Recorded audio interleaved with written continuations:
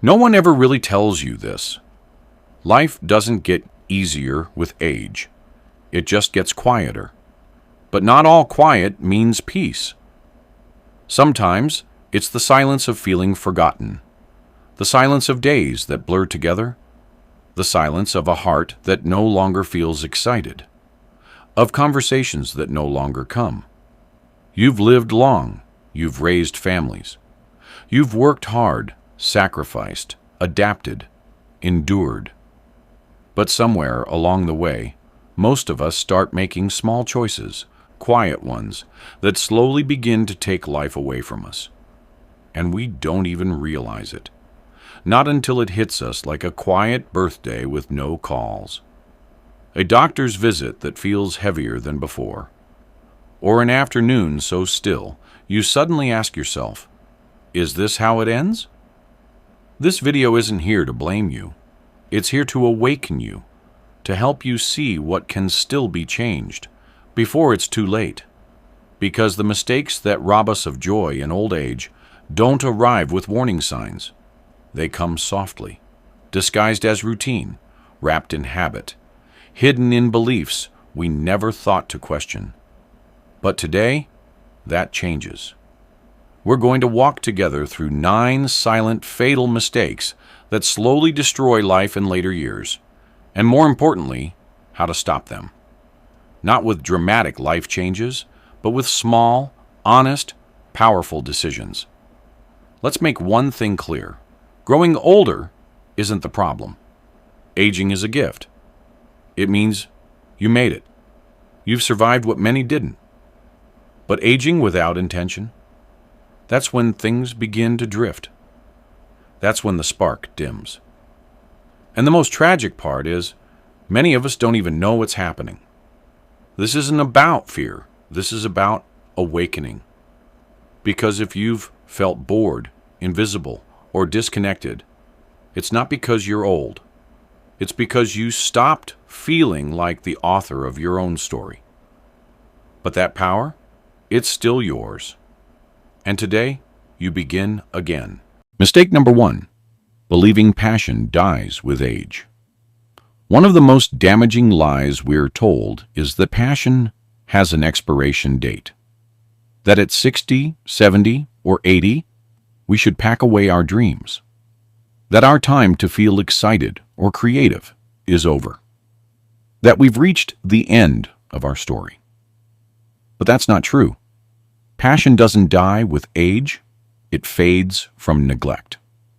When you stop doing the things that make you feel alive, when you stop giving yourself permission to be curious, to try, to feel, that's when the light begins to dim.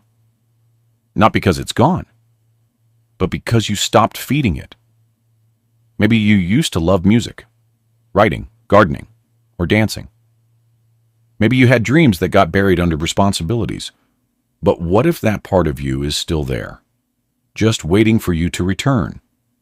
Passion in later life is beautiful because it's finally free.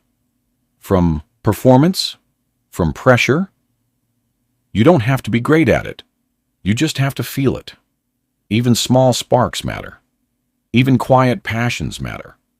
Because they make you feel like you still matter. And you do. Mistake number 2, relying emotionally on your children. There's a quiet heartbreak many older adults know well. Waiting for a call, a visit, a reminder that you're still seen. You gave your life to raising them. So it's natural to long for that connection. But when your happiness begins to depend entirely on their attention, you give away your emotional power. Your children may love you deeply, but they cannot be your only source of fulfillment. If your joy hinges on their visits or phone calls, you'll be disappointed. Not because they don't care, but because they're human. They're busy, distracted, struggling in their own ways.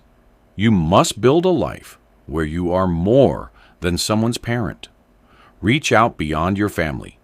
Do something purely for yourself, just because it brings you joy. You are still whole, still here, still worthy of connection, that isn't based on waiting. Mistake number 3. Neglecting your body because it's too late. Somewhere along the way, many begin to believe, I'm old now, what's the point? So they stop moving, stop nourishing themselves, stop caring, but your body still listens. And when you treat it like an afterthought, it begins to believe it doesn't matter. This isn't about vanity, it's about dignity. You don't need to run marathons. Just take care of yourself. Walk a little more. Stretch. Eat with intention. Hydrate. Because the moment you return to your body, even gently, you remind your soul that you're still here, still alive, still worthy of care. Mistake number 4. Hoarding money, but starving life. You worked hard. You saved wisely. But now, you're afraid to touch what you've earned. You tell yourself it's for emergencies. You cut back on little joys. You live like a prisoner of your own savings. But what is money for, if not to enhance your life? Too many people die with a full bank account but an empty heart. Don't let fear shrink your world. Spend on beauty, on comfort, on connection, even if it's just fresh flowers, a good meal, or a taxi that makes your day easier. You've already paid the price. Now, live the reward. Mistake number 5. Believing it's too late to start over. There's a soft, persistent whisper. I missed my chance. And so you stay where you are, even if it doesn't bring you joy. But starting over doesn't require youth. It requires courage. You can begin again, emotionally, spiritually, physically, at any age. You can change your routine, make new friends, revisit old dreams. Even one small choice can shift the entire direction of your life. You are not stuck unless you decide to be. Mistake number 6. Living on autopilot. Wake up. Same chair, same breakfast, same silence. Safe? Maybe. Alive? Not really. Life on autopilot may protect you from pain, but it also protects you from joy. Try something new, a different walk, a new book, a new friend. Shake the dust off your days. You are not a background character in your own life. Wake yourself up. Mistake number 7. Holding on to draining relationships. As your world gets quieter, it's easy to cling to what's familiar, even if it hurts you. But being around the wrong people is lonelier than being alone. If a relationship drains you, disrespects you, diminishes you, you are allowed to say, "This no longer works for me." Set boundaries. Speak truth. Protect your peace. That's not selfish. It's self-respect. Mistake number 8. Abandoning your spiritual life. In the noise of survival, many slowly lose touch with their soul. You stop praying, stop reflecting, stop asking the big quiet questions. But your spirit still needs care, stillness, meaning, a sense of connection to something greater.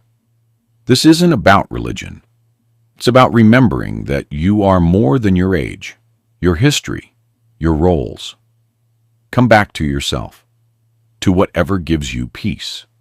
You haven't outgrown your soul. It's been waiting for you.